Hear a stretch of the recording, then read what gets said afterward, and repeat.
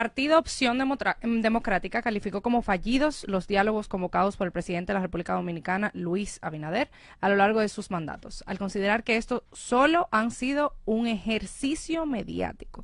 Recibimos en Esto No Tiene Nombre a Virginia Antares, miembro de la dirección política de Opción Democrática y ex candidata a la presidencia. Qué gusto tenerte con nosotros. Muchas gracias, Dayana, Roberto. Un gusto Gracias. estar aquí en Esto No Tiene Nombre. Y un saludo a toda la gente que nos escucha, a toda la gente linda que nos escucha. Especialmente a Ángelo, quien quiero que sepas, Ángelo, que cuando vio tu foto dijo, Ángelo es un duro, y yo le dije, no, él está aquí con nosotros. Entonces, Ángelo, para que sepas que ese es el parecer que tiene Virginia sobre ti. Bienvenida, qué gusto Saludo tenerte. a Ángelo.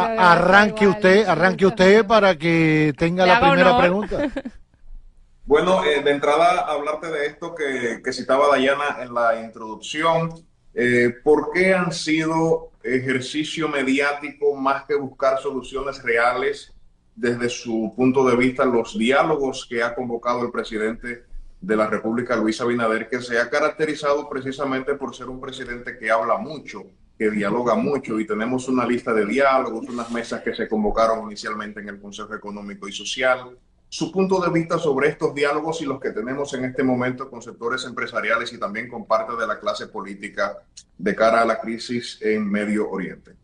Sí, mira, Ángelo, en principio el diálogo es un elemento positivo y fundamental de toda sociedad democrática, y eso hay que reconocerlo y valorarlo. Ahora, cuando el diálogo se utiliza como una cortina de humo para no asumir la responsabilidad política que le toca al gobierno de turno, entonces hay un problema y la gente deja de confiar en esos espacios. Y eso es precisamente lo que está pasando ahora con el gobierno del PRM. ¿Qué pasó con los diálogos de las 12 mesas de reformas a los que llamó el partido de gobierno del presidente Luis Abinader cuando ganó al poder en 2020 y sacó 13, 12, que después se convirtieron 13 o 14 temas prioritarios y se hicieron mesas de diálogo? ¿En qué concluyeron esos diálogos? En nada, se disiparon. ¿Qué pasó con el diálogo que se realizó en el Consejo Económico y Social en torno al tema migratorio, donde se convocó a los principales partidos de oposición y se discutieron y se llegaron a unos cientos no sé cuántos acuerdos o 15 medidas, qué sé yo, un montón de acuerdos? ¿Qué pasó? ¿Ha cambiado algo en la política migratoria de este gobierno? No. Continúa el desorden migratorio, continúa la falta de regularización, continúan los abusos y eso no ha cambiado nada.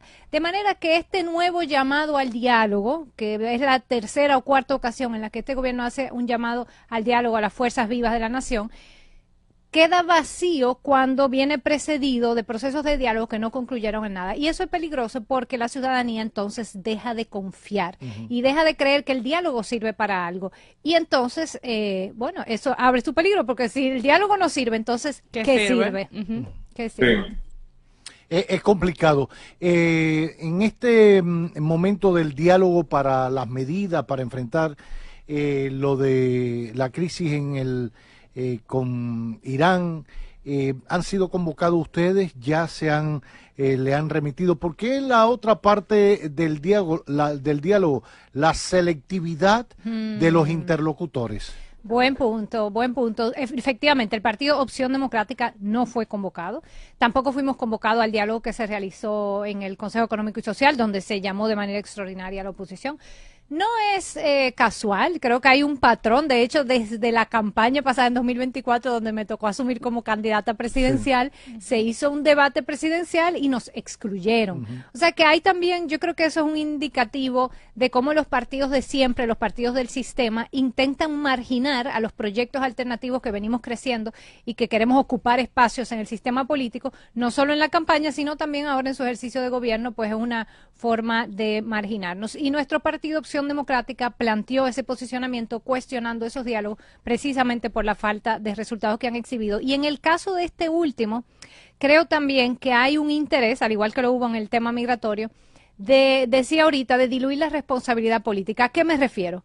El gobierno tendrá que tomar medidas frente a este aumento del precio del petróleo que afecta a toda la economía.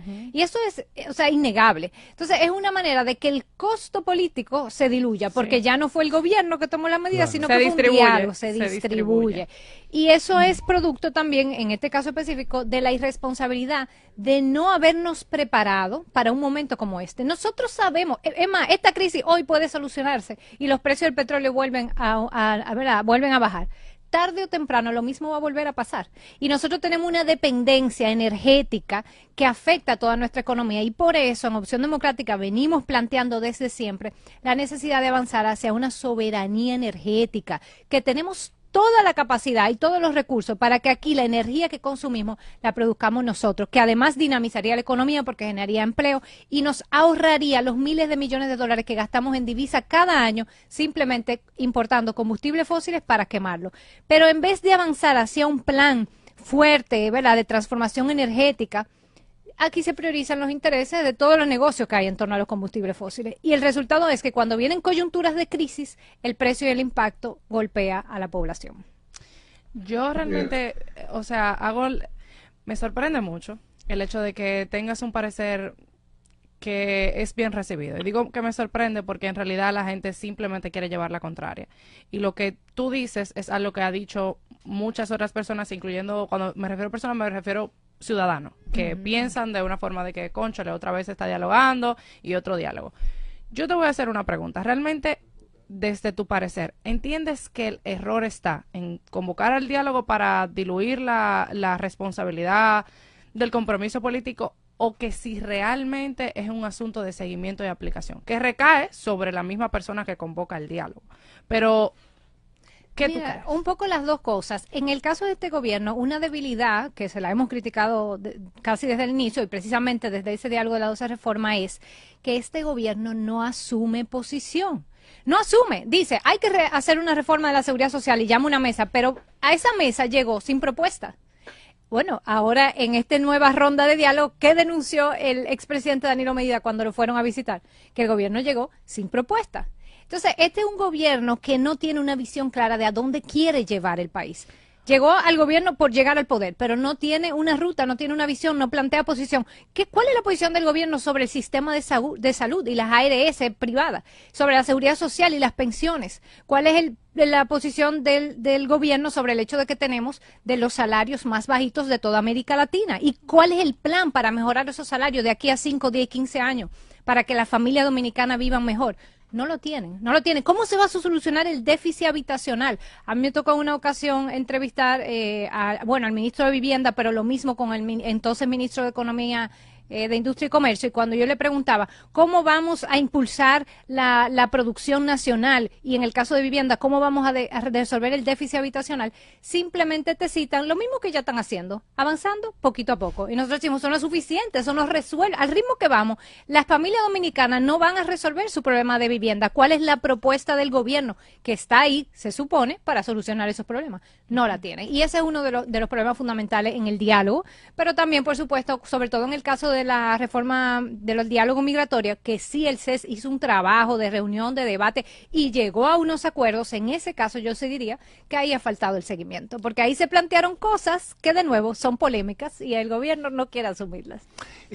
Hay que incluir en el tema migratorio el llamado también que hizo el presidente al encuentro con los expresidentes. Creo que se hizo en 2 ocasiones. Se reunieron, uno en la fuerza, en el Ministerio de Defensa, después creo que en la biblioteca, y eso no sé en qué habrá quedado, no ha prosperado. Pero hablando de posiciones, en las últimas horas, este fin de semana, ha habido un movimiento de opiniones y críticas en torno a la participación casi sorpresiva, sin anuncio previo, de la República Dominicana en el encuentro progresista que ha convocado el presidente del gobierno español, Pedro Sánchez, y al que asistieron la presidenta de México, fue el presidente colombiano, Boric, el expresidente chileno, Lula da Silva, sí, entre otros. Y allí estaba el ministro de Justicia,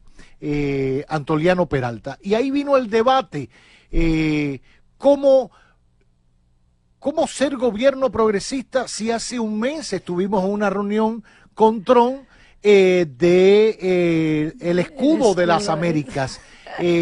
Por fin estamos con Dios, con el diablo. No Gracias, quiero que nadie gracias. nombre a uno ni ¿Cuál quién es es el Dios y diablo. cuál es ni- diga- no, ni diga quién- no estoy diciendo eso, pero Y la- hablando de las posiciones, Y la embajadora, Sí, Sí, le lo respondió criticó. bíblicamente. sí, fue dura. Le respondió bíblicamente. ¿Tu opinión sobre eso? Ese es un perfecto ejemplo de la falta de posición. Claro, ¿cuál es su posición como gobierno? Usted es progresista y defiende la democracia y por eso participa en esa cuarta cumbre en defensa de la democracia, de los derechos humanos, de la dignidad, que por cierto fue un espacio excelente donde hubo discursos inspiradores y un espacio que hace falta en el mundo de hoy. Yo hablaba de eso esta mañana en mi comentario en Rumbo de la Mañana, donde estoy todos los días en la mañana de 7 a 10:30.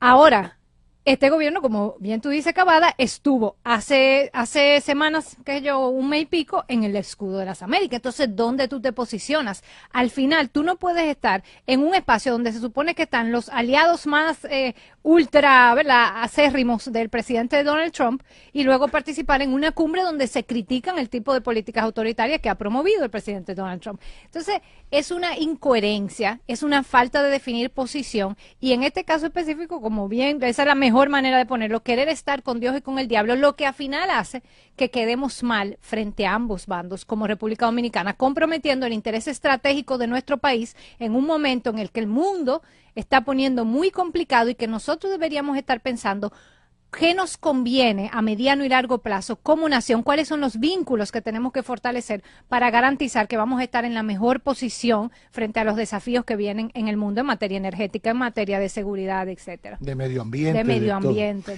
De cara al futuro, y ya el futuro, hablar de 2028, no estamos hablando, y puede ser 2 años, Eso pero es eso está mañana. ahí. Eso es mañana. ¿Cómo se prepara en esta ocasión Opción Democrática para participar en este proceso electoral?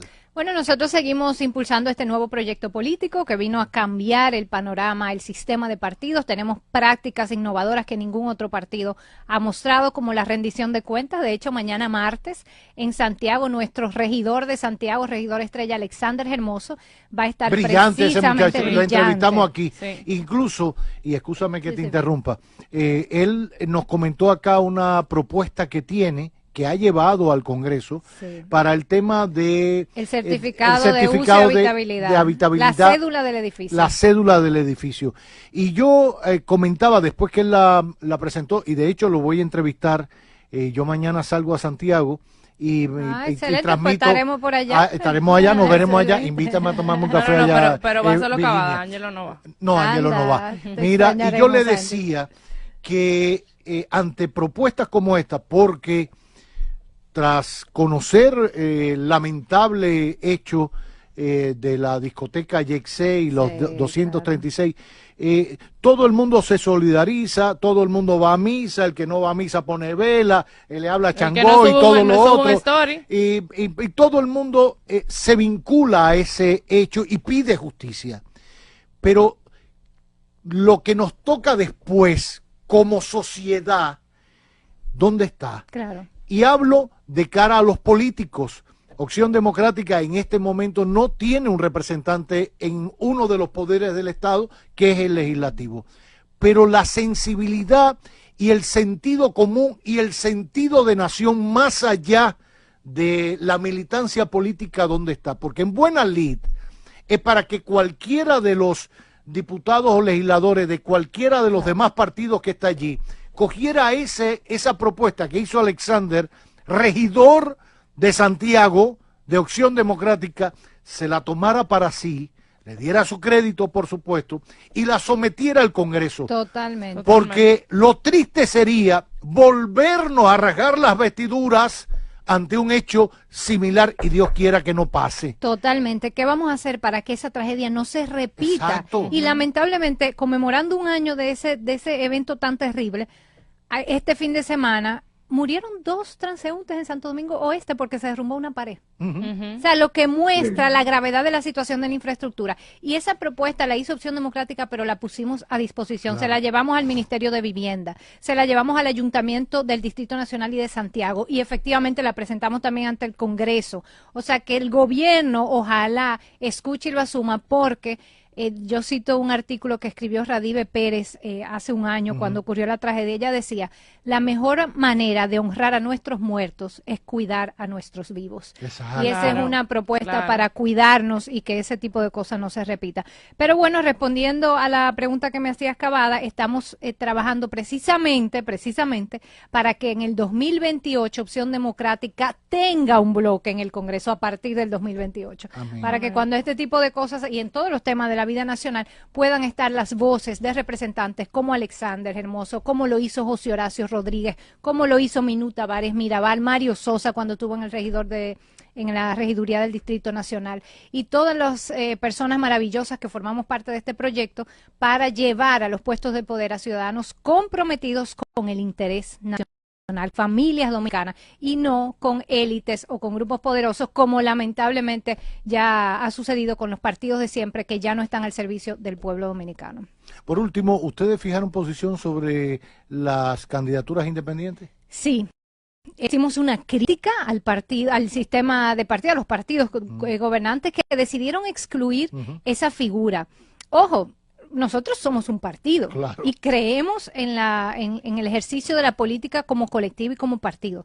Pero eso no quita que puede haber espacios para ciudadanos que se sientan más representados en la candidatura independiente. Y yo creo que lo más significativo de esa propuesta ahora mismo, más que la propuesta en sí, es el respaldo que recibía y que recibió de una gran parte de la ciudadanía, que no se siente representada en los partidos de siempre. Entonces, en Opción Democrática dijimos, esa es una muestra de cómo estos partidos de siempre quieren bloquear el sistema para mantenerlo controlado por ellos. Nosotros hemos sido víctimas de ese bloqueo una y otra vez, hemos tenido que ir a los tribunales, estamos todavía en los tribunales porque buscan maneras siempre de bloqueárnoslas, de darse ventajas, de ponérsela en China, pero vamos a seguir avanzando. Y también hicimos un llamado a la ciudadanía.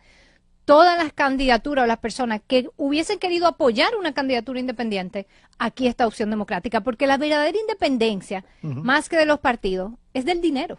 Claro. O sea, aquí tenemos sistemas de partidos que no responden a los intereses del pueblo, no porque son de un partido, sino porque están siendo financiados de manera multimillonaria, gastando dinero en las campañas, y luego responden a esos financiadores.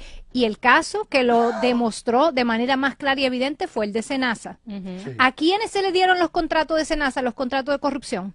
A empresas, y ya lo están diciendo los testigos, que eran para financiar campañas. Entonces, hasta que no se regule ese gasto de dinero en las campañas, el sistema político va a estar secuestrado. Por eso tenemos que apoyar a partidos y a candidatos que sean independientes del dinero y financiados por la ciudadanía, y que rindan cuentas sobre el dinero que utilizan en la campaña. Y eso hacemos en Opción Democrática. Qué bien. Bueno, pues agradecerte. Te levantas muy tempranito para ir a una rumba y pasaste por acá. No, para ir a una rumba. Para ir a una rumba, ojalá. Gracias a Virginia Antares, miembro de la dirección política de Opción Democrática, ex candidata presidencial. ¿Optarás de nuevo por la candidatura? Vamos a ver qué decide el partido, cuál es la estrategia y qué nos toca. Yo entiendo que pudiera ser. Pudiera ser, ¿verdad? Claro, ¿verdad? Entiendo yo que pudiera ser. ¿Tú le organizas el lanzamiento de la campaña? Bueno, pero ya me estoy involucrando al aire, o sea, Aquí vamos a hablar, listas, vamos a dialogar, ¿no? Lista para lo que nos toca. Cuando salga de rumba, y esta atribución me la tomo yo, sé que el profesor va a estar de acuerdo, aquí en esto no tiene nombre, tiene una casa. Claro, gracias, como debe ser, como gracias, corresponde. James. Gracias a Virginia Antares por acompañarnos en este magazine que no tiene nombre.